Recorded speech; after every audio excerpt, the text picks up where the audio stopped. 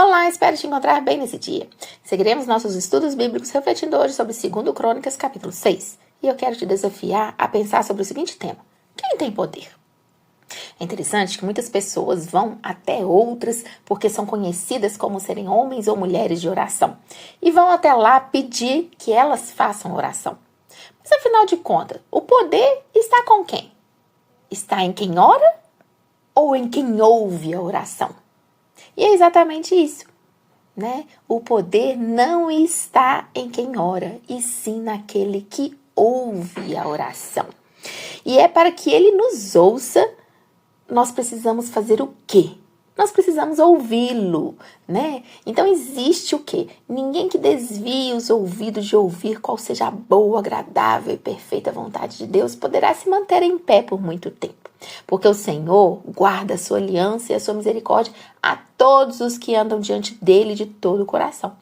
Portanto, que possamos abrir bem os nossos ouvidos para ouvir a voz dele. E com toda certeza ele nos ouvirá e nos preparará para ver a sua glória, não mais ocultada por uma nuvem espessa, mas visível e acima das nuvens. Então, quem tem ouvidos, que ouça. Mas antes de a gente prosseguir aqui com essa nossa reflexão, quero te pedir que você se inscreva aqui no canal, ativa o sininho e aí você vai receber as notificações. E aí você pode deixar seu like, comentar, compartilhar. Você faz isso muito rapidinho e nos ajuda a expandir a palavra do Senhor. Então, faça isso agora e volte aqui, leia 2 Crônicas, capítulo 6 todinho e vamos seguir aqui com algumas considerações. Então, o capítulo ele já vai iniciar de cara com Salomão fazendo uma cena, né, solene de dedicação do templo. Né? Então, é um momento muito importante ali, porque agora que a presença de Deus se manifestaria, né, de forma especial nesse lugar que foi construído para o Senhor. Né? Então, Salomão convida ali, né, todo o povo de Israel, líderes, anciãos, tudo para este momento. E aí ele ergue suas mãos, abençoa o povo, né? E esse é um gesto simbólico que vai mostrar ali a importância da bênção de Deus sobre a nação. Né? Então, Salomão não apenas abençoa o povo, mas ele reconhece a fidelidade de Deus em cumprir as promessas. Né? Então, essa bênção é um lembrete, né, do compromisso de Deus em abençoar Israel. E aí, em seguida, Salomão começa, né, dirige sua atenção a Deus, exalta sua grandeza, sua majestade. Então reconhece que o templo havia construído não poderia conter um Deus infinito que habita nos céus. Né? Então essa humildade ali de Salomão e reverência mostra o seu entendimento da limitação da construção física em comparação com a grandeza de Deus. Né? Então ele proclama que nem o céu dos céus pode contê-lo, né? Enfatizando aí, né, a transcendência de Deus. Né? Então Salomão também começa a mencionar as promessas que foram feitas a Davi, né, seu pai. Ele reconhece que Deus havia prometido a Davi que um de seus descendentes ocuparia o trono de Israel para sempre. Né? Então Salomão compreendeu que ele era um cumprimento de uma promessa e que a construção do templo era parte integrante desse projeto.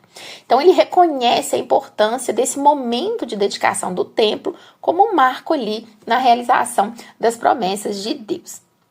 Então nós temos uma cerimônia, né, de dedicação, mas com uma profunda reflexão sobre a relação entre Deus, Israel e a dinastia de Davi. Né? Salomão não estava apenas preocupado ali com o edifício material do templo, mas também com a aliança divina que sustentava a nação de Israel e a continuidade, então, da promessa feita a Davi. A sua humildade, reverência e reconhecimento das promessas de Deus demonstram ali sua liderança espiritual e seu compromisso com a vontade de Deus. Né?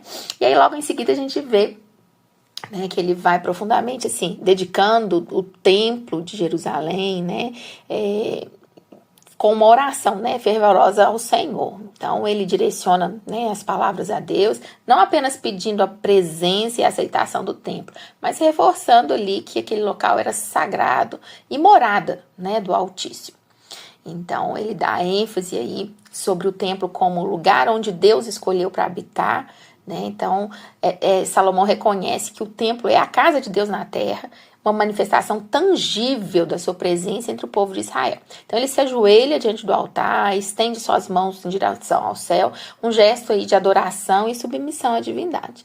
Então, Salomão vai destacar a importância desse altar como lugar onde os sacrifícios são oferecidos a Deus, simbolizando aí reconciliação entre Deus e o seu povo. Então a oferta de sacrifícios era uma parte central ali da adoração judaica. E o templo agora era o local designado para essas ofertas. Então, uma parte fundamental da oração de Salomão é seu pedido a Deus para que ele ouça as orações feitas no templo. Então, Salomão compreende que, embora Deus seja transcendente e não possa ser contido em um edifício terrestre, ele está disposto a ouvir as petições e súplicas do seu povo quando esses buscarem sua face no templo. Então, esse é um ato de confiança e dependência de Salomão, demonstrando que o templo não é apenas um lugar físico, mas também um lugar de encontro espiritual com o Criador. Então, o tom da oração de Salomão é muito profundo, assim, é humilde, é submisso. Então, ele reconhece que nenhum lugar terrestre pode verdadeiramente conter o Deus que é todo-poderoso. Mas, ainda assim, ele pede a Deus que olhe favoravelmente para o templo e para as orações que são feitas ali. Então, Salomão não se deixa levar pelo orgulho, pela presunção, mas ele se coloca diante de Deus com reverência e com respeito, ciente da sua própria limitação e da infinita grandeza de Deus, Então, Salomão é um testemunho da profunda espiritualidade do rei e do seu compromisso em estabelecer um lugar onde Deus pudesse ser adorado e invocado pelo povo de Israel.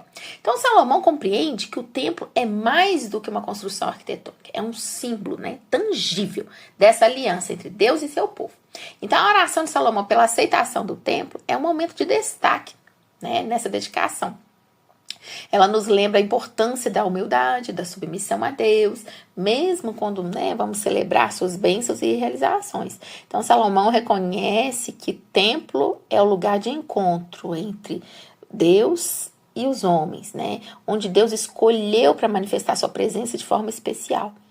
Um lembrete para nós que, embora Deus seja infinito e incompreensível, Ele está disposto sim a ouvir as nossas orações e a se encontrar conosco, onde quer que busquemos sua presença, mesmo se formos de coração sincero e humilde. Então, essa parte de Crônicas vai nos convidar a refletir sobre a nossa própria abordagem com Deus e a importância que estamos dando a esse momento de encontro com Deus e como estamos nos submetendo à sua vontade ou buscando a sua presença. Então, se a gente vai pegar 2 Crônicas 6 para os nossos dias, a gente tem que voltar muito para essa sabedoria e humildade de Salomão, que ele, embora tenha corrido há muitos anos atrás, até hoje aponta aí para essa realidade ainda mais gloriosa e profunda.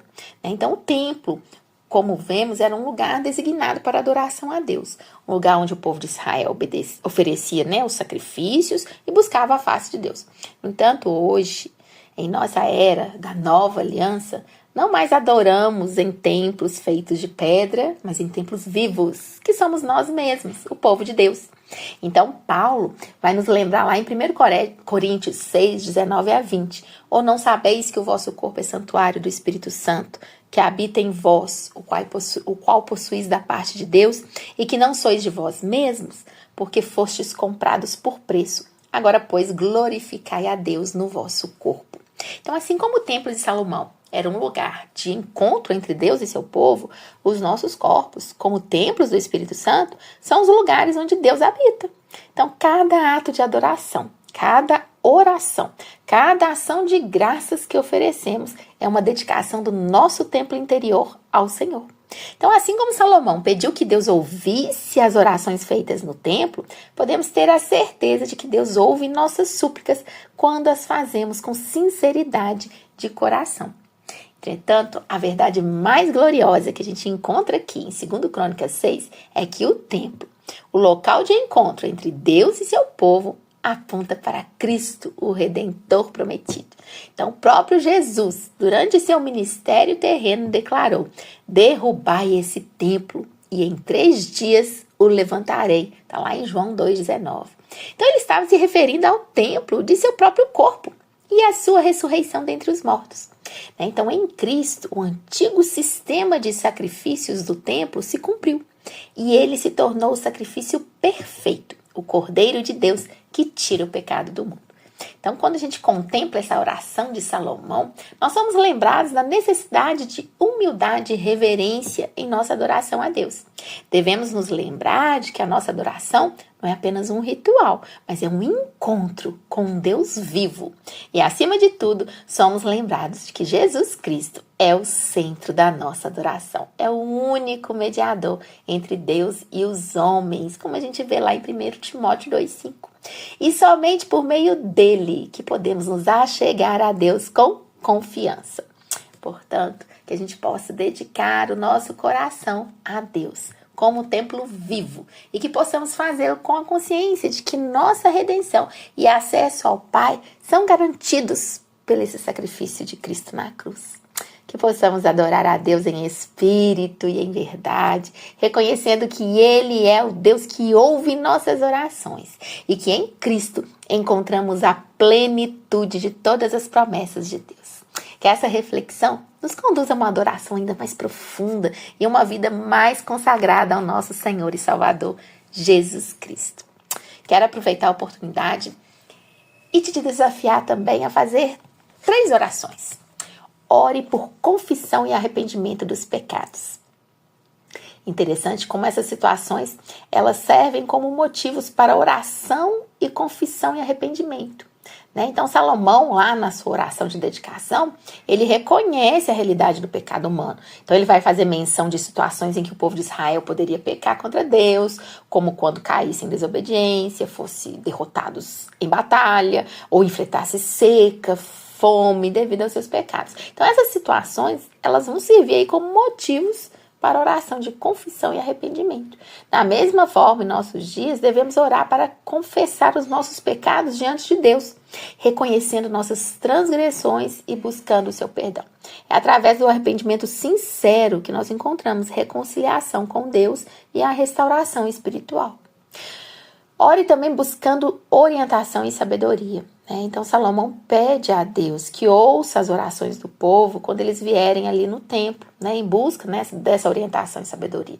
Então, ele entende que a vida é repleta de desafios e decisões e que somente Deus pode fornecer a sabedoria necessária para a gente enfrentar. Então, da mesma forma, no nosso dia a dia, a gente deve orar pedindo ao Senhor a orientação sobre as nossas escolhas diárias. Então, peça a Deus sabedoria para tomar sempre uma decisão sábia e discernir qual que é o plano de Deus para a sua vida. Ore também por dependência de Deus nos tempos da adversidade. Então, Salomão reconhece que vai ter momentos em que o povo de Israel vai enfrentar adversidades, como as derrotas nas batalhas ou algum fator externo como seca e fome. Então, ele entende que a resposta adequada é buscar a ajuda e intervenção de Deus por meio da oração. Então, da mesma forma, em nossas vidas, nós podemos orar quando enfrentamos desafios e dificuldades, Então, reconheça a sua dependência de Deus para superar qualquer situação.